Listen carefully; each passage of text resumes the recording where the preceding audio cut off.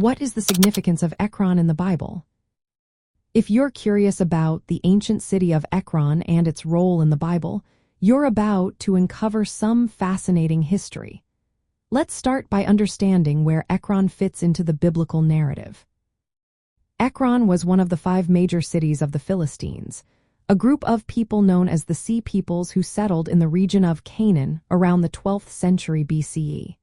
In the Hebrew Bible, Ekron is first mentioned in Joshua Thudun, Thra as part of the land that remained to be conquered by the Israelites.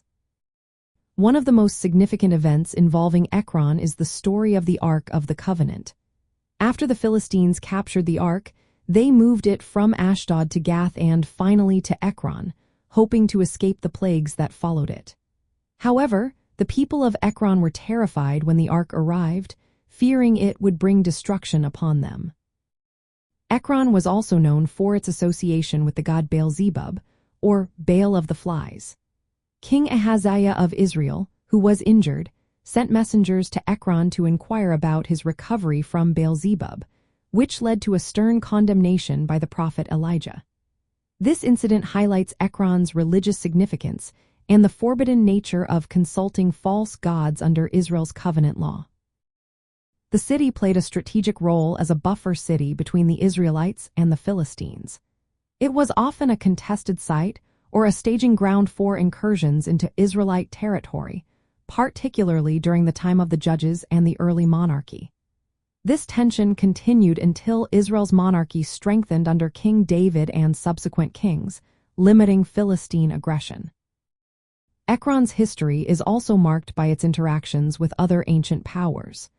The city revolted against the Assyrian king Sennacherib in 712 BCE but was eventually conquered and had its leaders executed. Sennacherib's campaign against Ekron is depicted on wall reliefs in his palace at Khorsabad. In the 8th century BCE, Ekron became an international center for olive oil production under Assyrian rule, producing around 700 tons of olive oil annually. This made it the largest olive oil production center in the ancient Near East. However, the city's prosperity was short-lived. It was destroyed by the Neo-Babylonian king Nebuchadnezzar Ramunta in 600 for BCE and never resettled on a large scale. The prophetic books of the Bible, such as Amos, Zephaniah, and Zechariah, include Ekron in their condemnations of Philistine cities, prophesying its destruction. These prophecies reflected God's judgment on the Philistines for their idolatry and opposition to Israel. In summary, Ekron's significance in the Bible lies in its role as a major Philistine city, its involvement in key events like the Ark of the Covenant's journey, its association with the false god Baal-zebub, and its strategic importance in the conflicts between the Israelites and the Philistines.